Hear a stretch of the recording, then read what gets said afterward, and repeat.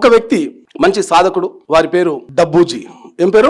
డబ్బూజీ. ఈ డబ్బూజీ ఉద్యోగం కోసం చాలా ప్రయత్నాలు చేస్తుండు. బీడీ అయిపోయింది. వాళ్ళ ఊరు ఏదైతే విలేజ్ ఉందో, విలేజ్ పక్కన ఒక 5 కిలోమీటర్స్ దూరంలో ఒక టౌన్ లో వారికి ఒక ఉద్యోగం జరిగింది యాజ్ ఏ టీచర్ గా. ఆ ఉద్యోగం వచ్చినప్పుడు వారి దగ్గర బైక్ లేదు, డబ్బులు కూడా అంత లేదు. సో దేవునికి రోజు ప్రార్థన చేసుకొని, నాకు ఎవరైనా లిఫ్ట్ ఇస్తే బాగుంటుంది, ఎవ్రీడే నేను వెళ్ళి రావాలి దేవుడా అని దండం పెట్టుకోండు.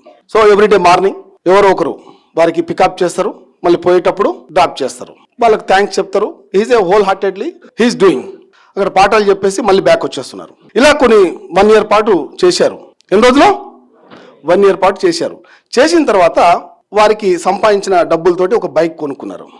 ఆ బైక్ కొనుక్కునేటప్పుడు మళ్ళీ దేవునికి ఒక ప్రార్థన చేశారు.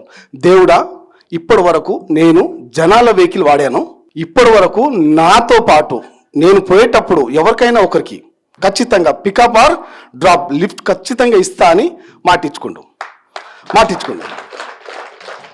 తర్వాత కొన్ని రోజులు నడుస్తుంది వ్యవహారం, బాగానే ఉంది. ఒక్క టైంకి ఎవరైనా లేట్గా, అంటే ఎవరన్నా లేరు అనుకోండి, వెయిట్ చేస్తాడు ఆయన. ఎవరన్నా వస్తే తీసుకువెళ్ళాలి. ఒకరోజు లేట్ అయింది, ఎవరు రాలేదు. మధ్యలో వెళ్ళంగానే ఒక వ్యక్తి ఆపిండు. ఓకే, డబ్బుజీకి ఒక వ్యక్తి ఆపిండు. ఆ వ్యక్తి పైన కూర్చొని మార్గ మధ్యలో ఒక దగ్గర వెహికల్ ఆపేసిండు. ఆపేసిన తర్వాత కత్తి తీసుకొచ్చి ఏం చేసిండు? ఈయన ఎవరు ఇప్పుడు? వెహికల్ దొంగతనాలు చేస్తాడు అనమాట. దొంగతనాలు చేస్తుంటే కత్తి పెట్టేస్తాడు. కత్తి పెట్టంగానే